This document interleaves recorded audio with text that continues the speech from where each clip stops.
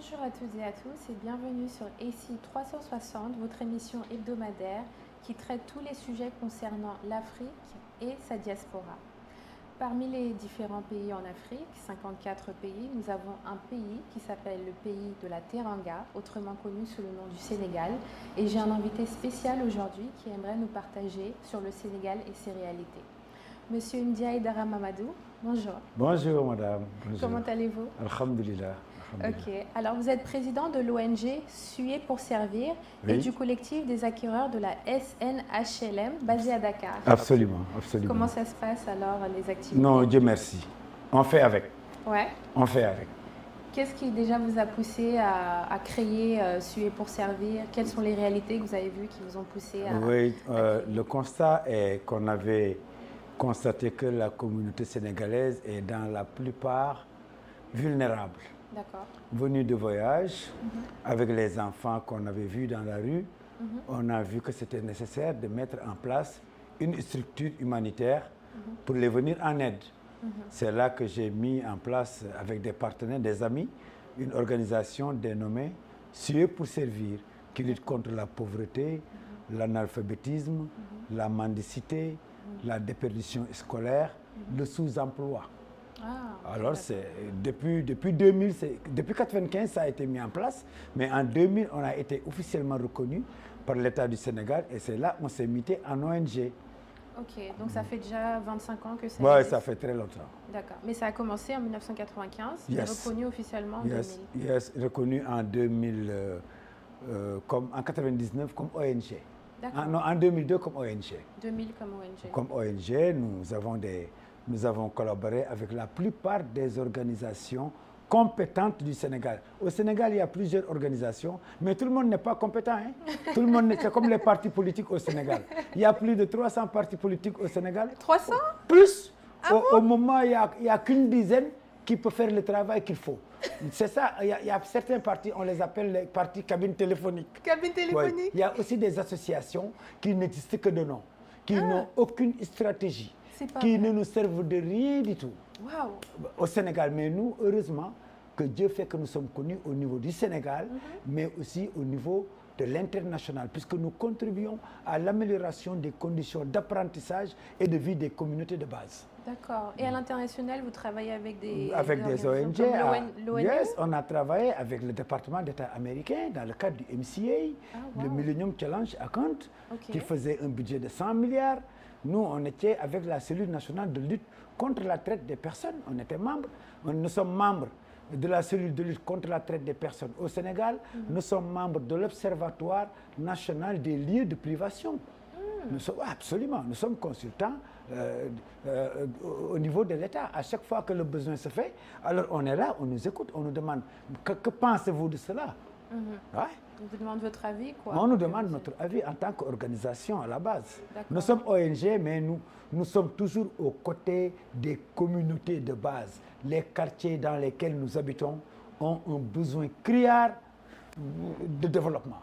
Alors c'est là on les apprend, la citoyenneté, la démocratie, l'hygiène et santé de la personne, le processus de résolution de problèmes, puisque 23% seulement de Sénégalais sont alphabétisés. 23% des Sénégalais sont alphabétisés. Tout le reste sont analphabètes. 23% des Sénégalais sont alphabétisés? Yes. Ça veut dire que plus de 70% sont analphabètes? Sont analphabètes. Mais comment? Qu'est-ce qui est dû à non, ça? c'est un pays. Le Sénégal, c'est un pays francophone. Peut-être qu'au niveau de la région de Dakar. Mais tu sors de la région de Dakar, mais le Sénégal, c'est un pays là où les gens ne parlent presque pas français. Même les grands intellectuels sénégalais, ils n'aiment pas parler français, ou bien ils n'osent pas le parler. Oui, j'ai remarqué que souvent les Sénégalais parlent Wolof. Je pensais que c'était plus pour prôner la culture, mais vous pensez que c'est dû à l'analphabétisme, du coup? Non, ils n'ont pas. Peut-être qu'ils ne sont pas dans le besoin, mais moi, j'ai l'habitude de parler le français, puisque moi, j'ai grandi en Côte d'Ivoire. Ah bon? Non, moi, j'ai grandi en Côte d'Ivoire. Je n'ai pas cette faiblesse de parler le français. Je parle le français comme je le veux. Que ça soit bon ou mauvais, je le parle. Vous le parlez? J'ai grandi en Côte d'Ivoire. À l'âge de 15 ans, j'étais en Côte d'Ivoire. Mais le constat est qu'au Sénégal, même au niveau de l'université, les gens ne parlent pas beaucoup le français. Mais certains parlent de français comme une manière de vouloir coloniser encore, parce qu'aujourd'hui, par exemple, on a vu au Mali, ils ont enlevé le français comme étant langue officielle. Et certains disent que les pays africains doivent se séparer de la langue française pour reprendre leur souveraineté. C'est le combat que nous menons avec le nouveau gouvernement sénégalais. C'est ce combat-là. On ne peut pas développer un pays avec une langue étrangère. Ce n'est pas possible. Même dans nos séminaires, quand quelqu'un parle Wolof, français, moi je me lève, je dis non. Wow. On a changé de système, il faut que ça soit une réalité en acte. Nous parlons Wolof. On ne peut pas développer ce Sénégal sans pour autant parler nos langues nationales. Parlons Wolof. Après, on va écrire en français, mais jusqu'à présent, au niveau du Sénégal, il y a un changement de système, mais au niveau de l'État, alors les séminaires se font en français, mais ça, c'est très grave. Oui. À Dakar, les séminaires sont ils parlent français. Oui, c'est une faiblesse. Il faut qu'on se débarrasse de cette faiblesse-là. Nous sommes un pays émergent, nous avons changé de système. Hein, ceux qui étaient là avant, ils sont partis, les représentants des colons. Maintenant, nous avons Sonko, nous avons Bassirou, nous avons Malik. Je ne sais pas, c'est les Pastef là. Attendez. Les représentants des colons. Ils sont partis. Donc vous accusez Macky Sall et son gouvernement? Non, je ne l'accuse pas. Non, je dis ce qui se passe. Je ne l'accuse pas, hein, j'apprécie. C'est comme ça. C'est eux qui représentaient les colons. Ah bon? C'est eux qui étaient leurs serviteurs au niveau du Sénégal. C'est pas vrai. Oui. Mais vous n'avez pas peur de le dire aussi ouvertement? Non, maintenant, il faut avoir peur de dire la vérité. Mais nous, on dit la vérité. Non, j'apprécie votre courage. Ils ont servi les colons. Les Sonko et consorts sont venus pour faire une rupture, un changement définitif de système. Et nous, on a applaudi. Hein? Ah oui. Ouais. Je pense que c'est toute l'Afrique qui applaudit. Hein? En tout cas, pour le Sénégal, s'il n'y avait pas l'avènement Sonko, moi, je ne serais pas là aujourd'hui. Hein? Je suis en prison. C'est vrai ça. Ah si. J'ai été beaucoup persécuté parce que je suis innocent. Je suis innocent, je suis de la société civile, je défends les communautés de base les plus vulnérables. Il y a de l'injustice qui se passe. Je dis non. On a voulu me mettre en prison pour ça. On m'a mis un bracelet électronique pour ça. 8 mois de bracelet électronique. Par l'ancien gouvernement. Oui, en tout cas, c'était durant le règne de Macky Sall. Avec injustement. Injustement. C'est pour cela que nous remercions Dieu, mais nous remercions l'avènement Sonko. Moi, c'est certain que chacun doit se... Moi, je me bats de mon côté. Hein. Sonko m'a trouvé en train de me battre. Ouais. Bassirou m'a trouvé en train de me battre. Les autres nous ont trouvé en train de nous battre. Mais sans l'avènement Sonko, on n'allait pas avoir gain de cause au Sénégal. Ah oui, ça, il faut le dire. Il faut le dire haut et fort. Oui. Donc aujourd'hui, le Sénégal, selon vous, est un état de droit? En tout cas, selon moi, c'est nous qui allons en faire un état de droit. C'est à nous de combattre. C'est à nous de continuer à nous battre pour que le Sénégal soit, et il est en train de l'être, un état de droit. Tout le monde est responsable. Ah, ça, c'est très pertinent ce que vous voulez dire, parce que vous ne mettez pas tout simplement la responsabilité sur le gouvernement, non, mais aussi sur la société civile. Tout le monde est responsable. Tout le monde est responsable. Il faut faire rupture avec ce qui s'est passé avant. Il y a eu trop de corruption au Sénégal, à tous les niveaux. Même le niveau religieux? Tous les pires, c'est pire. Des petits-fils de religieux qui viennent soutenir des gens injustes au détriment des citoyens de la diaspora, au détriment des Sénégalais dignes. Ah bon? C'est ça qui se passe au Sénégal. Beaucoup de choses se sont passées. Ce que sont en train de faire Sonko, l'audit et autres là, notre justice là, mais c'est l'arbre qui cache la forêt. N'eût été la venue de Sonko, le Sénégal allait être un pays entièrement à part. Oui. Tu sais, avec l'immigration clandestine, moi, je n'ai jamais eu de solution.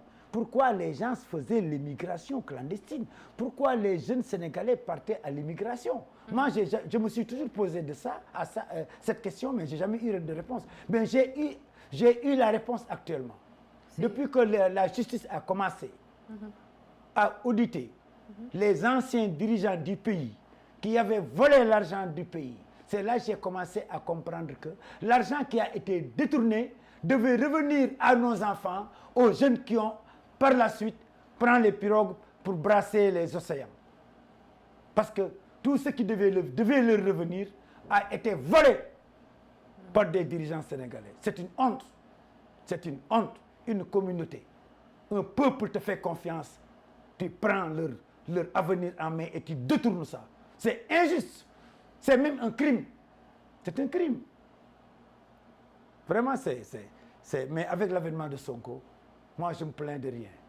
On va continuer à nous battre. Vous savez, au Sénégal, le plus grand problème au Sénégal, c'est d'abord le foncier. Les promoteurs fonciers, dont la plupart sont des bandits fonciers, soutenus par des religieux, soutenus par des autorités de l'administration sénégalaise. Quand vous dites des religieux, vous parlez des imams? Des petits-fils de marabouts. Les marabouts aussi. Pas des imams, de petits-fils de marabouts, dont les grands-parents ont servi le peuple sénégalais et africain. Ils sont tous devenus des souteneurs de bandits fonciers, dans la plupart. Mais c'est injuste. Des dirigeants des autorités de l'administration territoriale soutiennent les bandits fonciers dans un état de droit. Ça commence à changer avec l'avènement Sonko. C'est très important. L'avènement Sonko nous a donné 50% de liberté. On va continuer à nous battre pour avoir les 50 autres pourcents. En tout cas, des gens épris de justice comme moi, ils se retrouvent dans l'avènement Sonko. Nous sommes apolitiques, mais nous sommes des activistes qui soutiennent nos communautés de base. On ne va jamais accepter que nos communautés de base soient sacrifiées pour rien au monde. Et Dieu nous soutient dans ce cadre. Alors, vous êtes en visite ici à New York et vous avez pu constater la diaspora sénégalaise. Quelles sont les différences que vous voyez entre les Sénégalais au Sénégal et la diaspora sénégalaise? Quelles sont les différentes réalités ça, et vraiment, différents challenges? On a vu, moi, c'est mon quatrième voyage à New York. Mais ce voyage que je suis en train de faire pour peut-être un mois, mais je ne peux pas, je n'en reviens pas. J'ai vu des Sénégalais qui ne devaient même pas venir ici. Oui, parce que moi, je ne comprends pas comment tu peux avoir le courage de devenir quelqu'un qui va soutenir sa famille. Depuis le Sénégal, étant au Sénégal, tu as pensé soutenir ta famille, soutenir tes parents. Tu as pensé à ça et que tu dis qu'au Sénégal, ça ne marchait pas. Tu as brassé les mers, tu as brassé les océans. Alors tu viens aux États-Unis et tu ne peux pas survivre. Ça cause problème. Moi, je vois des Sénégalais dans la rue. Des Sénégalais mentalement atteints dans la rue. Mais ça cause problème. Des Sénégalais qui dorment dans les jardins. Mais des Sénégalais, en tout cas, moi, je ne peux pas supporter que des Sénégalais soient mentalement atteints parce qu'ils sont en difficulté. Mais pourquoi ils venaient ici alors? Mais pour faire l'immigration, il faut être très fort. Mais ça, c'est une faiblesse. Mais ça interpelle le gouvernement sénégalais. Oui, c'est l'occasion pour nous de dire au président et les dirigeants du niveau central sénégalais que beaucoup de mauvaises images se passent dans la diaspora relativement aux Sénégalais qui sont là et qui ont tous des problèmes. Le malheur en est que les associations locales pour les Sénégalais d'Amérique ne connaissent même pas ce qu'ils doivent faire. C'est malheureux. On vous nomme président d'association, vous êtes membre du bureau exécutif d'une association au moment où tu ne connais même pas ton rôle. Les associations sont là, qui sont peut-être même des structures commerciales. Pour moi, c'est comme ça, je les analyse. Puisque je ne peux pas comprendre. Et je le dis pour l'ensemble des associations de Sénégalais. Une entreprise financière à but lucratif est différente d'une association à but non lucratif. C'est différent. Mais malheureusement qu'ici aux États-Unis, c'est le contraire. Les associations sont commerciales. C'est malheureux. C'est malheureux. C'est malheureux. C'est juste pour vous dire que l'Amérique, c'est un mythe. Mais il vaut mieux de rester chez soi. On ne peut devenir que chez soi. Il faut que les Sénégalais croient. En tout cas, moi, je ne crois pas aux États-Unis. Moi, je crois au Sénégal. Je crois en ma personne. Je crois en Afrique. Mais j'ai le droit d'immigrer. Il y a le droit international. Mais en tout cas, nous demandons au gouvernement sénégalais d'interpeller les associations locales afin qu'elles prennent en charge les communautés de base qui les ont élus comme association. Ils font presque rien, à part que tu meurs, on te transporte au Sénégal, mais il n'y a pas de commission solidarité, ils ne mettent pas en place de commission éducation, aucune commission pour les besoins sociaux des communautés de base n'est mise en place. Mais ça cause problème. Ça cause problème. D'où nous interpellons le gouvernement sénégalais afin qu'il interpelle ceux qui s'occupent des associations, de la diaspora, à ce qu'il aille faire de la formation relativement à comment prendre en charge ces communautés de la diaspora venues de l'Afrique et du Sénégal. Ça, nous interpellons le gouvernement sénégalais à vraiment à y travailler. Puisque ça ne va pas du tout. Hein. Ça ne va pas du tout. Non, non, non. Ici, c'est chacun pour soi, Dieu pour tous. Les associations ne sont pas faites pour chacun pour soi, Dieu pour tous. Wow. Les associations sont faites pour une réponse communautaire, globale et inclusive. Malheureusement, ce n'est pas ce qui se passe ici. C'est du jamais vu. Hein? Donc les jeunes sont livrés eux-mêmes alors et... Oui, mais eux aussi, ils ne savent même pas que les associations sont là pour les répondre. Représenter. Yes. Ils n'en ont pas conscience. Non, ils n'en ont presque pas besoin. Les associations là, ils ne vont pas vers les communautés. Les jours de week-end où les communautés qui sont là, de la diaspora, qui travaillent dans les États et à New York, ils sont là. Ils auront besoin de l'association le vendredi, non, le samedi et le dimanche. Mais le samedi et le dimanche, l'association est fermée. Mais ça cause problème.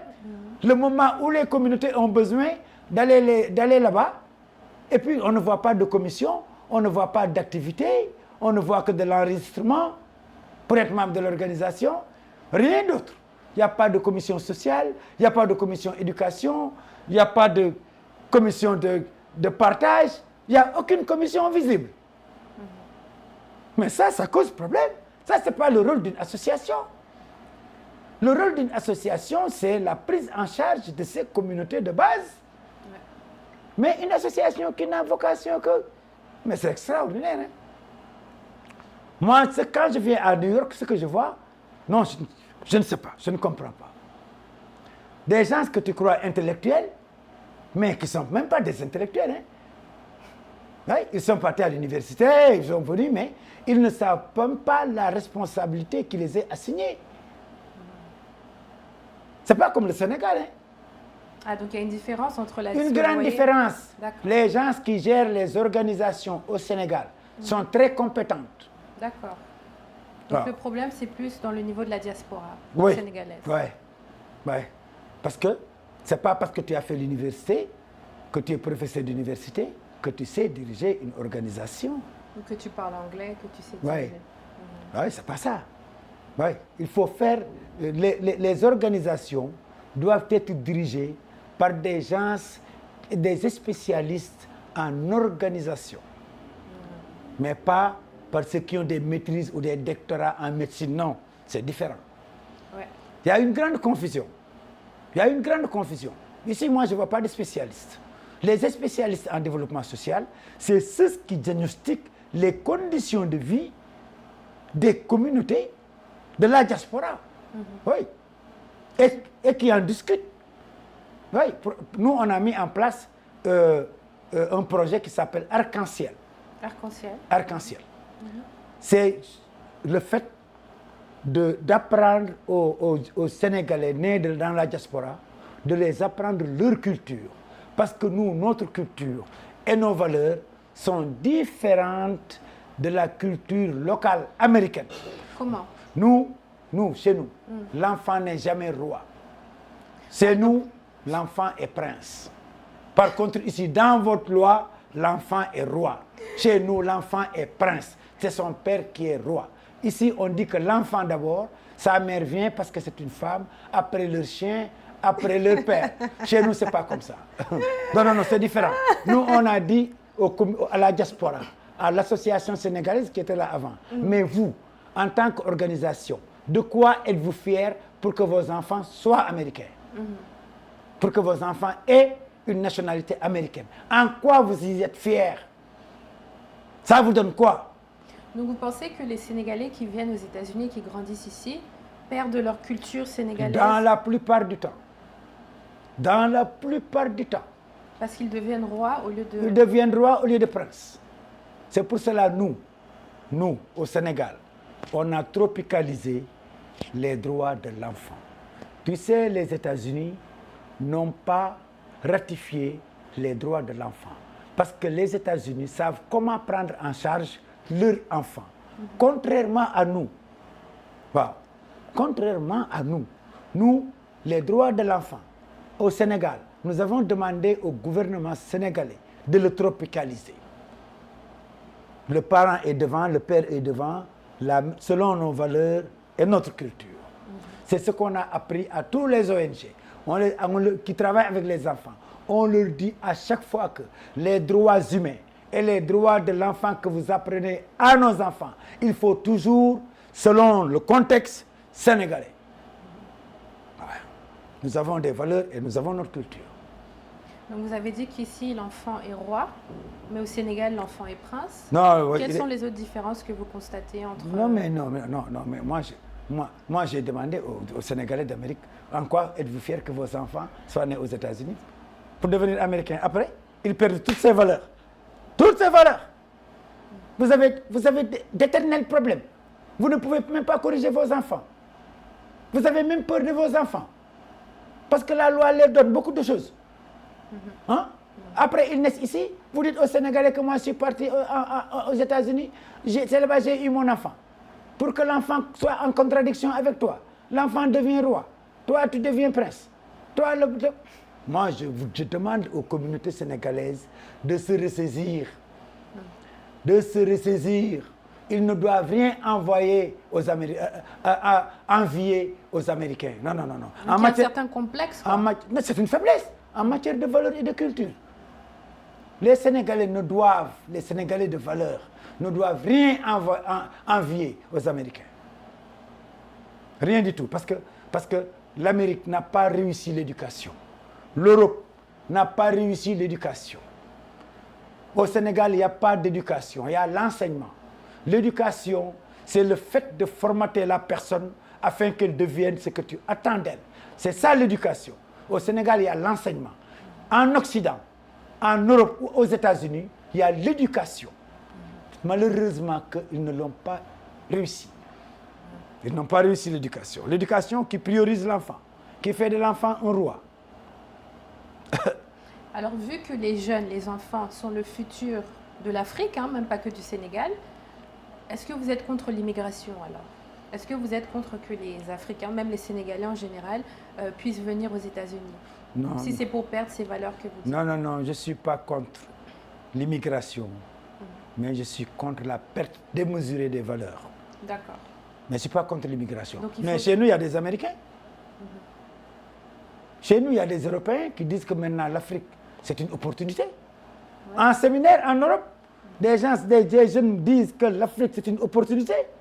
Comme nous disons que l'Europe, c'est une opportunité. Ouais. Un jour, un ami américain m'a dit que Djaïdara, tu sais pourquoi? Quelle est la différence entre les Toubabs et les Africains? Je dis non. Il me dit que moi, on peut me payer 1 million par mois. Toi, on te paye 100 000. Tu sais pourquoi? Parce que vous, les Africains, vous savez survivre. Mais nous, les Américains et les Européens, on ne peut pas survivre. S'il n'y a pas de l'argent, on se suicide. Amoul khalis, amoul vie. Non, amoul khalis, nous n'avons sans khalis. Sans khalis? On vit. On vit. On vit. Ah, ok. On survit. Nous, on survit puisque l'argent n'est pas primordial chez nous. Oui. Nous vivons en communauté. Dans une famille, quand quelqu'un travaille, il nourrit tout le monde. C'est la solidarité. Ouais. L'Afrique, c'est la solidarité. La chaleurosité. C'est ce qu'on est en train de perdre quand on vient en Occident. Mais ça cause problème. Ils n'ont qu'à se ressaisir. Et quand comment on se ressaisit alors? Non, c'est toujours... Youssou N'Dour dit que voyager c'est bon, mais revenir c'est mieux. Voyager, émigrer c'est bon. Et revenir aux sources? Oui, quand tu as le courage de voyager, il te faut plus de courage pour revenir. Quand je vois des Sénégalais ou des Africains qui copient sur les autres, qui ne sont pas fiers d'être Africains, moi j'ai honte. Mais c'est quoi être fier d'être africain? C'est se montrer africain. Avoir relation avec les Occidentaux sans aucune faiblesse. Avec le respect des droits humains, qu'on se respecte, qu'on se considère. Sans complexe. Sans complexe, mais qu'on reste africain. Ouais, mais nous sommes tous nés égaux en matière de droits humains. Mais il n'y a pas de peau blanche ou de peau noire. Oui, oui, c'est la dignité humaine. Oui, pourquoi avoir la complexe? Puisqu'on n'est pas allé à l'école, puisqu'on ne comprend pas l'anglais. Hein? Pourquoi? C'est cette faiblesse-là qu'il faut. C'est ça le rôle des associations africaines ou sénégalaises basées aux États-Unis. On dit que la démocratie n'est pas une loi de la majorité. La démocratie, c'est le fait d'informer les gens à être eux-mêmes. C'est ça la démocratie. Ce n'est pas une loi de la majorité.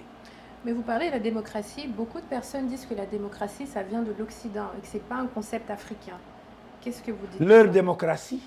Ah, donc il y a différents types non, de démocratie. Nous, notre démocratie n'est pas une loi de la majorité. D'accord. Les autres, l'Occident dit que la démocratie, c'est la majorité qui vote, qui décide et tout. Chez nous, la démocratie, c'est le fait de transformer la personne afin qu'elle connaisse qui elle est. C'est ça nous on appelle la démocratie. C'est le fait d'informer les gens, les communautés, afin, de ce qui se passe, afin qu'ils puissent s'améliorer. Yes, afin qu'elles puissent connaître qui ils sont, d'où ils viennent. Mais c'est pas que la majorité... Non, ça c'est pour les petits hommes. C'est les petits hommes qui parlent comme ça. C'est pour les petits hommes qui disent ça.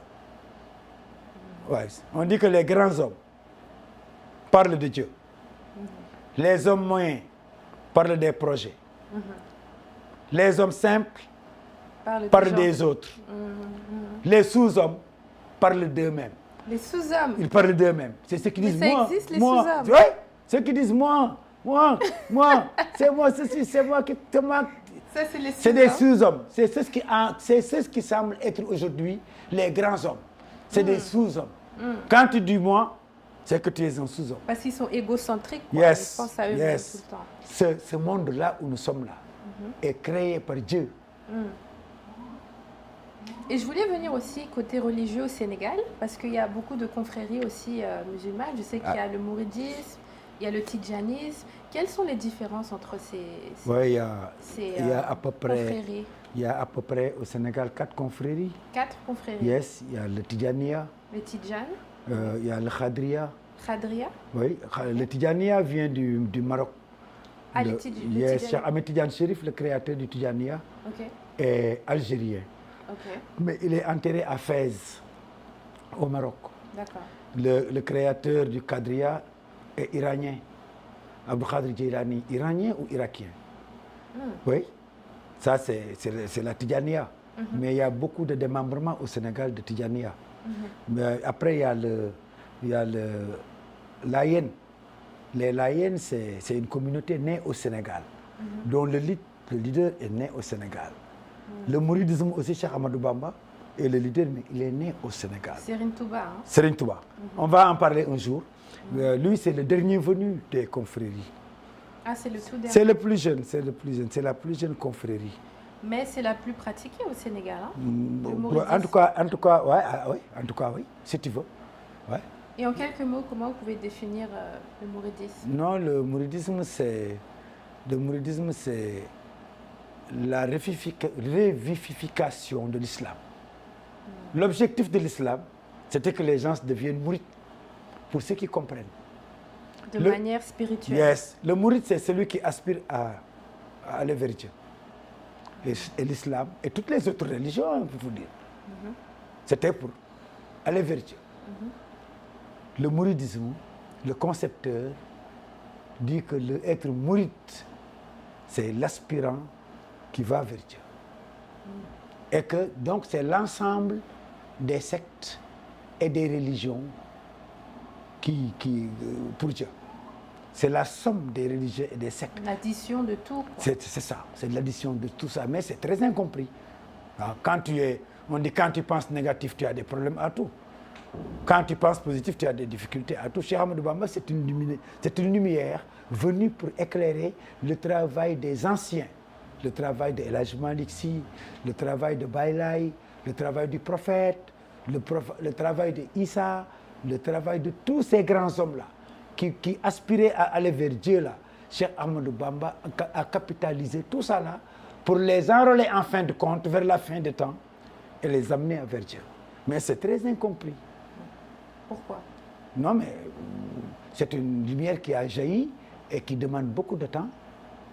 Ah, ça demande beaucoup de temps, c'est un processus. Pour comprendre. Ouais.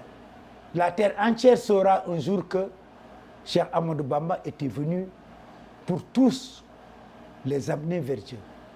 Le moment est venu. Wow. Il dit que ne vous fiez pas de ma peau noire. Non, c'est l'intelligence qui compte. C'est l'intelligence qui compte. Et qui aspire à avoir la paix du cœur sur terre doit venir se réfugier en moi. Cheikh Ahmadou Bamba a dit ça. Tout ce qui est chrétien, musulman, non musulman, tout ce qui aspire. Tu sais, les gens croient que le monde est très compliqué actuellement. Mais aller au paradis, c'est très facile. Ah bon? Si. Et quelles sont les clés pour aller au paradis? Il suffit d'aimer Cheikh Ahmadou Bamba. Ah bon? Ouais. C'est tout? Dieu, il a créé l'homme à son image. Dieu, il est le maître du temps et des circonstances. Les éléments d'un contretemps restent des outils entre ses mains. Le hasard, il n'existe pas. Le hasard, c'est le nom de Dieu qu'il utilise s'il veut passer inaperçu. Ce non-hasard-là, c'est le nom de Dieu qu'il a donné aux imbéciles. Attendez, répétez ce que vous venez de dire. Le hasard. Profond. Le hasard, c'est le nom de Dieu oui, qu'il utilise s'il veut passer inaperçu. Donc si Dieu veut passer inaperçu, Il te dit c'est le hasard. Ceux qui ne croient pas en lui, qui sont des imbéciles, c'est ce nom-là qu'ils utilisent. Par hasard, je suis passé par là. Par hasard, je t'ai vu par hasard. mais c'est Dieu qui se cache. C'est Dieu, parce qu'eux, ils n'ont pas de valeur. Ils ne croient pas en Dieu. Il est leur hasard. Mais l'occupation terrestre, là, la planète, est entièrement occupée par Dieu. Il n'y a pas d'espace. Non, il n'y a pas d'intrus. Non, tout ce qui se passe ne dépasse pas Dieu. Non, il maîtrise. C'est pour cela qu'on dit qu'il est le maître du temps et des circonstances. Les éléments d'un contretemps restent des outils entre ses mains. Le fait qu'on s'est vu là, là où nous sommes aujourd'hui là, c'est personne. C'est lui. Mais quand tu ne crois pas en lui, Tu vas laisser le hasard. c'est le hasard. Ndiaye Dara Mamadou, merci beaucoup. Merci, C'était vraiment un plaisir. Merci princesse, merci princesse. Merci vraiment d'avoir partagé ces paroles de sagesse On est avec ensemble, nous. princesse. Niofar, Merci. Jërëjëf. Merci, Djeredjof. Et Je remercie Serigne. oui, Avec Damsi. oui. Je remercie Serigne, je remercie Damsi. Je remercie toute la diaspora. Mais je les encourage. D'accord. Vivre en diaspora, il faut être très fort. Oui, Il faut être très fort. oui. Oui. Djambar. Oui, il faut être jambar. Il Voilà, courageux. ne faut pas baisser les bras. Oui. Merci en tout cas. Merci. Et on vous réinvitera pour une autre Merci, émission pour ma fille. développer. Merci, ma fille. Chers amis téléspectateurs, merci beaucoup de nous avoir suivis. Nous nous retrouvons dimanche prochain pour un prochain numéro. Merci.